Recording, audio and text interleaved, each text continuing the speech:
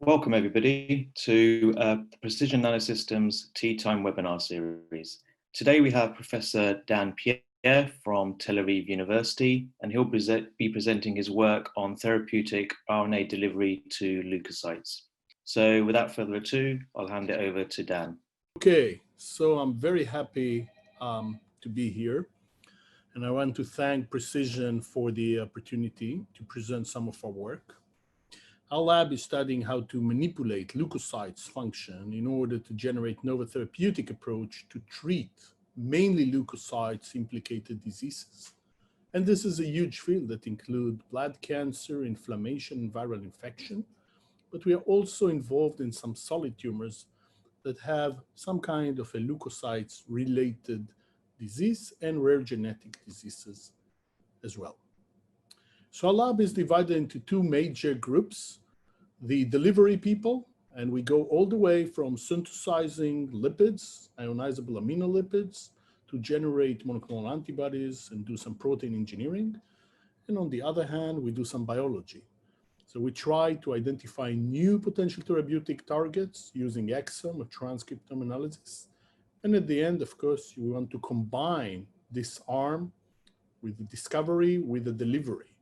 So to tailor-made the appropriate nano carrier, the selective targeting agent, and the specific therapeutic payload in one vehicle. So we are coming from the field of RNA. Therefore, we always need to copy someone, which is smarter. And the field of RNA therapeutics is evolving, and it's actually kind of booming right now. But it seems that delivery to leukocytes remain a major challenge. In order to inject systemically tiny particles that will hone into the right cells, there are all the challenges that most of the people already know, like efficient entrapment or complexations of RNA, specificity, targeted delivery platform, evading clearance mechanism, avoiding toxicity and immune activation. Carrier must be internalized, and the payload needs to be released from the endosomes or escape the endosomes. All of these are already in place. However, if you look at leukocytes, for example, a schematic illustration on your right side, you will find that the majority is a nucleus. So there is not enough cytoplasm to penetrate. And this is a naive lymphocyte as an example, and an activated one. So you can appreciate the majority still is the nucleus. Therefore, we have to penetrate very quietly into the cytoplasm and make sure we deliver it in a stealth mode. So Alnylam made a substantial breakthrough using lipid nanoparticle, and their first approved drug already in August 2018, the patisiran, also known as an Onpattro, is made from lipid nanoparticles. I want to give you some examples about what we have done in this field. So in inflammatory bowel disease, it's an old story, but I like to tell it because it's actually an evolving story. We try to understand why a gene called cyclin D1 is aberrantly upregulated in the immune cell during IBD, inflammatory bowel disease such as Crohn's disease and ulcerative colitis. So we set up a very naive approach back then to target gut mononuclear leukocytes and selectively silence cyclin D1 in experimental colitis model. And so this was the first systemic delivery of RNA payloads into leukocytes, which we use a multilamellar vesicle, neutral in charge. Then we code this with the glycosaminoglycan hyaluronan that was used as a scaffold to put an antibody. We chose to put an anti-beta-7 integrin antibody, which is basically a homing receptor for leukocytes that are home to the gut. So people that do not really understand the pathophysiology of these diseases, basically, we don't know why, but there is upregulation of some homing receptors from the circulation into the gut. And those homing receptors, for example, the beta-7 integrin, make sure that the leukocytes go and penetrate into the gut tissue. And this could be from several reasons, but we wanted to see if there is a connection between proliferation of leukocytes and their migration into the gut. The reason that we chose that was a few papers back in 2003 to 2005 that demonstrated that cyclin D1, which is responsible for proliferation of many genes, in T cells, for example, also responsible for their homing into the gut. And therefore, the idea of blocking it makes sense back then, or made us a little bit thinking about that it makes sense. So this was the first approach, and what you see here is under shear flow condition that those particles that have an anti-beta 7 integrin cannot penetrate very nicely into leukocytes. These are lymphocytes. If you have an isotype control, they do not. If you have siRNA per se, they do not enter. And if you do it under shear flow condition with beta 7 knockout splenocytes, you would see basically a black image. So we are very encouraged. Again, this is an old story.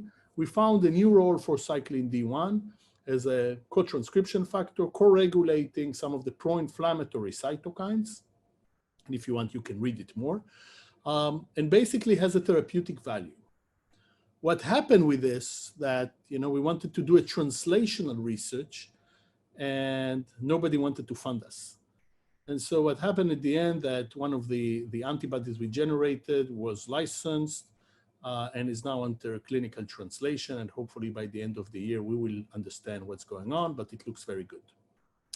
So the complexity in human disorders, as you know, is really outstanding. And we have an interest mostly in RNAs with siRNAs, modified messenger RNA, self-amplifying RNAs, and also some circular RNAs. Using the microfluidic system of precision, it's actually a great way to entrap nucleic acid. We have our own ionizable aminolipids, and we can make very stable particles that are fully degradable. Okay? So these are biocompatible, efficient encapsulation, protect from degradation, increase stability, and increase therapeutic effect.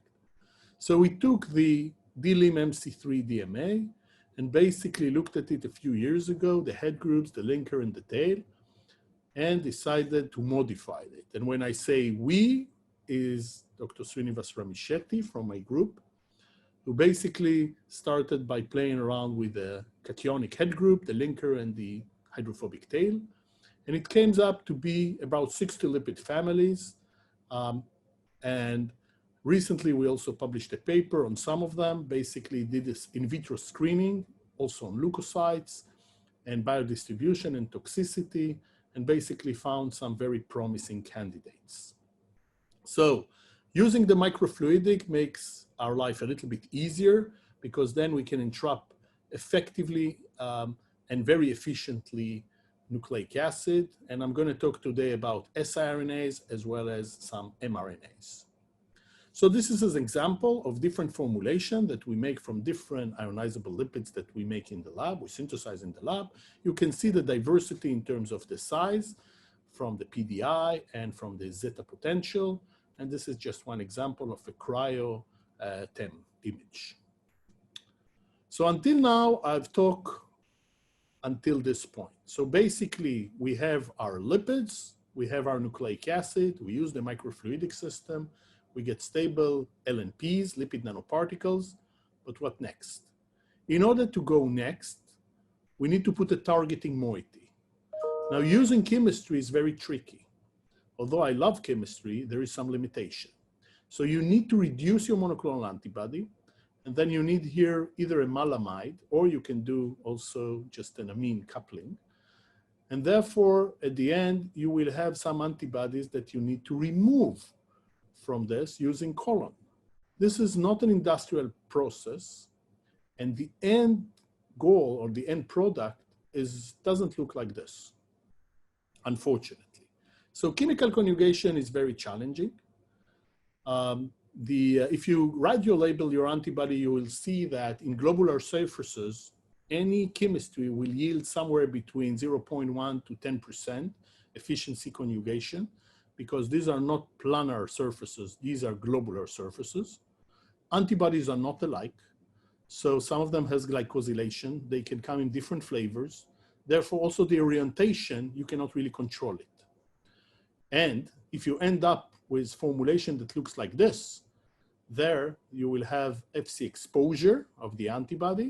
And if you inject this systemically, it will be taken up very quickly, rapidly by immune cells. And if they're not your target cells, that's a big problem. So we decided to move from chemical conjugation back into biology. And what we have made is what we call a linker strategy. Just imagine that you have a universal approach, okay, a universal linker, that anything, basically an antibody that recognizes the Fc portion of another antibody.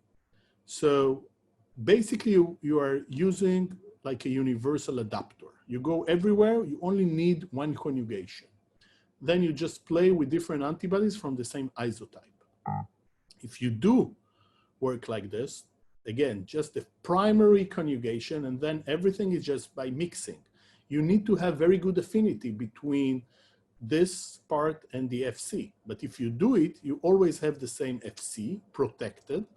And then at the end, you can control the orientation, because there is no way that they will form on the other way around.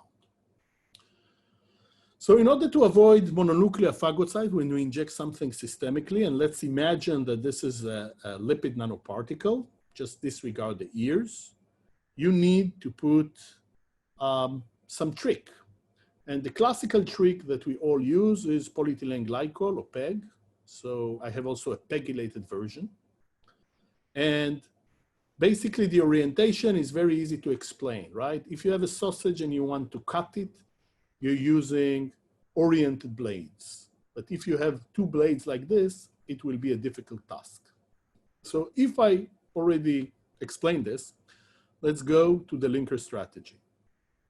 So we use affinity versus chemical conjugation. And this was made by Ranit Kedmi, now in NYU, in immunology, a former PhD student of mine, and Ofar Vaigya, now in Leuven. And basically, they designed this construct, and then by just mixing it with antibodies from the same isotype, that this part will be recognized, then you can go to different direction. And then you can do a precise gene manipulation. So this is a very, I won't say simple, but straightforward approach to go after different cell types in vivo. And how we all started this. So we collaborate with Itai Benar, who is a protein engineer at Tel Aviv University, and Mark Belke from IDT, who is a great nucleic acid chemist. And what we have generated is a mouse anti-rat IgG2A. Let's imagine that this is a complete IgG. Now, you can, using molecular biology, create a single chain. And we found a sequence that could be lipidated. And it could be C14 or C16. So now you have two chains and lipidated single chain, and you can produce it in bacteria, but you can also use it and create it in mammalian cells now. And so what we have done is to create this construct, and this is just an example. We have a lipidated peptide. We have an anti-rat Ig single chain as an example, M-cherry if we want to visualize it, and histag for purification. This is not an industrial formulation, but basically it's a proof of concept for us. And then you take your nucleic acid, your lipids, you mix them under the microfluidic, you get basically stable particles. Then you can use, your lipidated single chain, put a little bit of cholesterol, and then you can mix them again, and you get very, very nice stable formulation. Then you put any antibody from the same isotype, and they will go to the right direction. So now this is a schematic illustration. This is the linker, this is the single chain, and this is the particle here. And again, just going to different direction. So let me explain this. We entrap Cy5 labeled siRNAs, and on the surface, we put either an anti-beta-7 antibody that goes to all leukocyte subsets, an anti-CD3 go to T cells, anti-CD4 to to subsets of T cells, and anti-CD25 that go to a subset of the subsets of CD4 cells. We inject this to healthy mice, and then 1 hour later, we isolate the cells. And so this is a flow cytometry example of what you see. If you put an anti-beta 7, they will go to all leukocyte subsets. If you put an anti-CD3 on the surface, it will go only to CD3 expressing cells, CD4 only to CD4 expressing, and CD25 to a very small subset of CD4 expressing cells. So we wanted to see if we can silence something. And we put an anti-beta 7 on the surface with the assumption that it will go to all leukocytes, or we'll put an anti-CD4 that will go only to CD4 cells. As a marker, we use a pan-leukocytes marker, which is CD45. Okay. So if we have an siRNA against CD45, we put either an anti-beta 7 or an anti-CD4 injected into mouse tail vein. It's all tail vein. Then 5 days later, we isolate the spleen, and we can fax them. And what we've seen, and again, everything is in the manuscript, but basically CD45 expression, you can see that if you have an anti-beta 7 antibody on the surface, it will silence both populations, CD4 expressing cells and CD8 expressing cells. While if you have only CD4 antibody, it will go only to CD4 expressing cells, and we will not see any silencing in CD8 expressing cells. We wanted to see if it's therapeutically relevant. So we chose 2 models, a colitis model and a mantle cell lymphoma model. In the colitis model, we used as a proof of concept both the target cells. We chose a receptor, which is Ly6C high. This is a receptor that expressed on mononuclear phagocytes, and it's been upregulated during the inflammation process, and the TNF alpha as the target gene to silence. And you can see here that in any parameter, the expression of TNF, okay, the colon length, the relative body weight changes, and for example, relative IL-6 level, and colonoscopy, which was done everything blinded, you can actually appreciate the fact that if you have an anti-Ly6C antibody with TNF siRNA, they will give you the best therapeutic approach or the best therapeutic results. And mantle cell lymphoma, here we chose as a receptor target CD29 or beta-1 integrin, as in the target gene, polo-like-kinase 1 or PLK1, a very, very known validated target. A little bit about mantle cell. This is an aggressive form of B cells non-Hodgkin's lymphoma. It's quite rare, about 6% of the non-Hodgkin's lymphoma cases. It's still considered to be incurable with traditional chemotherapy and rituximab, the anti-CD20 antibody. Nowadays, it's a little bit better. There is also ibrutinib and other drugs that are related to BTK inhibition. And now the overall survival goes from 2 to 3 years to about 5 to 7%. It's still one of the poorest among the B cells lymphoma. So a few years ago, we developed a mouse model for mantle cell lymphoma. Basically, we inject cells, either cell lines or primary cells, to a specific skid. And you can see, appreciate that this is what happened in the bone marrow. Quite quickly, those mice will die. This is a tumor inside the bone. This is healthy bone. And they all home to the bone marrow. And here we chose this again. This is, again, a very aggressive model, but you can see that there is a differential in the survival, both the overall and the median survival. Still, we see some therapeutic effect. It's a very aggressive model, and it's a very interesting one as well. So I want to shift a little bit gear to mRNA-based therapeutic protein expression. And you all know that this is a very hot topic now for vaccines, specifically for the COVID-19, but it also has a lot of potential for immunomodulatory protein expression, protein replacement, cancer therapy, neoantigens, and of course, vaccinations, both in cancer and infectious diseases. So not far from my lab, basically wanted to use the same system and show that we can deliver mRNA in a very efficient manner. And this is exactly what we have done. Here we use targeted immunomodulation. We use a colitis model, a DSS-induced colitis, same target cells, but this time with IL-10. IL-10 is an anti-inflammatory cytokine, and it has been shown to be very effective in vitro and some in vivo mouse model, but in the clinic it became very, very toxic.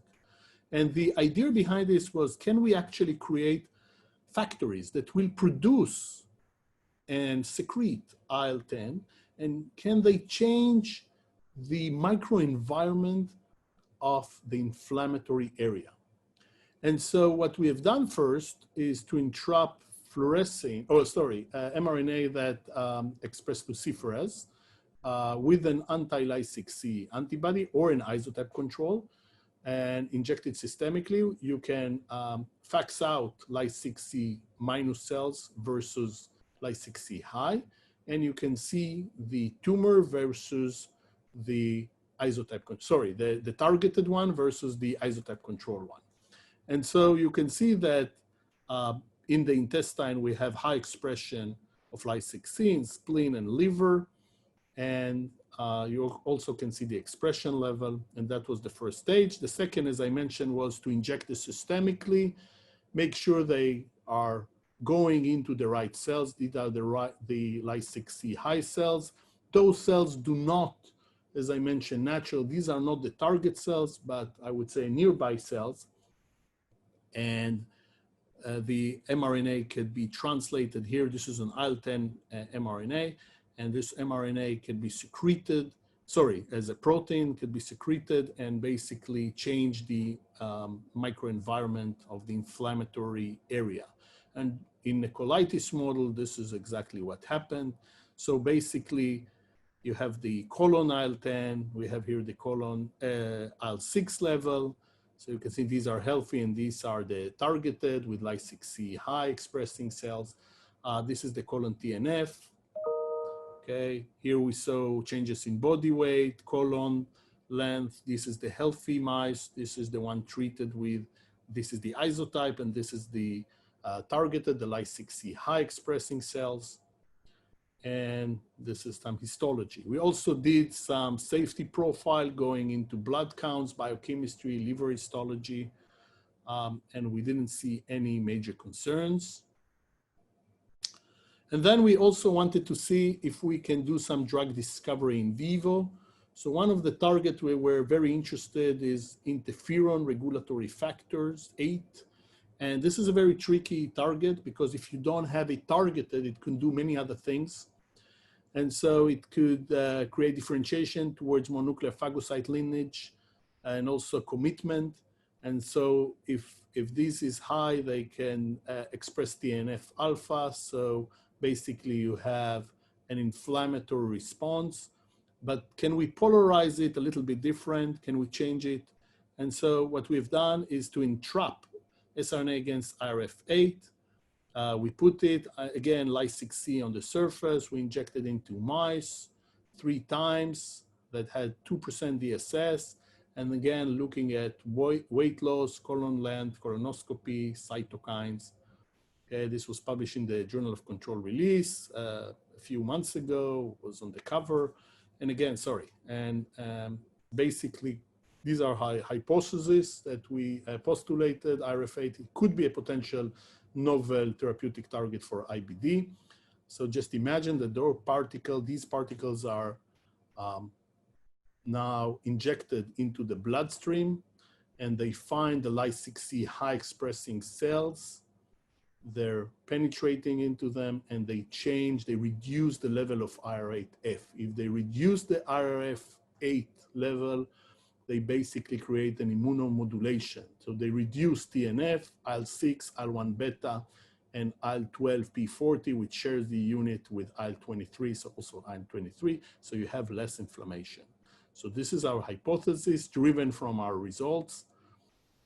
And now I just want to conclude. So we have shown the first mRNA delivery in a cell-specific manner ever, and then to leukocytes as well.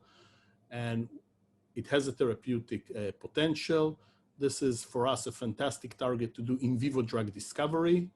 It gives you endless opportunity for precise gene manipulation. And I haven't talked about many things, for example, fast internalization and burst release. But basically, this is very important. Also, receptor ligand interaction, that this is something my group is doing in trafficking, intracellular trafficking, which is also very important. Of course, we need better RNA drugs, such as siRNA, modifying mRNA, improved genome editing approach, et cetera, et cetera. This is some of my group, the people who actually actively respond here and became players. You can search us in Twitter. And I want to thank also the companies and the funding agencies that help us. And I want to end up with a very small movie.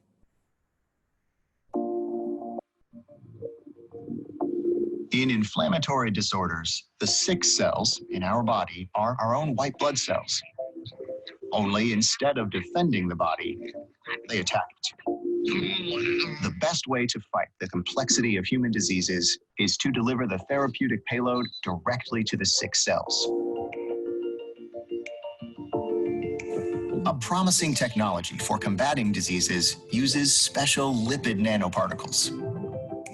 These nanoparticles contain RNA molecules that can change the way cells produce proteins and can modulate cells' function. The nanoparticles are supposed to deliver the RNA directly to the sick cells. The problem with today's technology is that the nanoparticles hardly reach immune cells, but rather affect other healthy cells instead.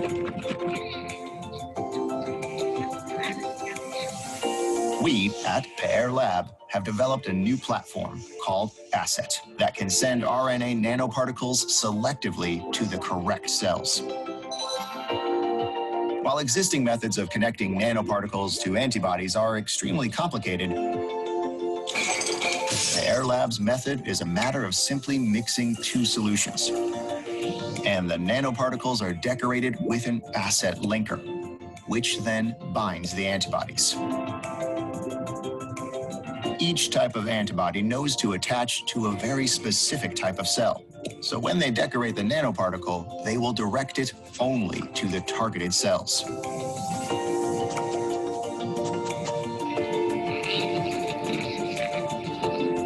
This method means releasing the RNA right where we want it, affecting only the right cells and saving the body from harmful side effects.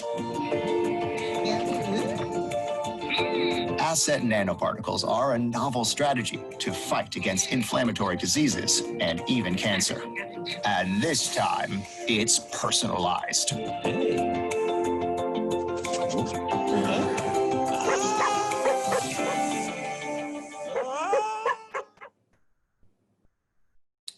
Okay, so now I'm very happy to answer any questions. Can you provide us with a link to the movie, which is something I was going to ask? Yeah. It's on YouTube. So yeah, anyone perfect. that wants, or go to my website, a lab website, and you'll find it, or to our Twitter. So it's there. Yeah, that's great. That's great. Okay, that's brilliant. Well, thanks very much. It was a very, very interesting talk. Thanks to everyone who provided questions as well. Very much appreciate your time. There will be another Tea Time webinar in 2 weeks. In the meantime, thank you, Professor Dan Pierre, again, and thank you, everyone. We very much appreciated everyone's time this afternoon. Thank you. Thank you so much.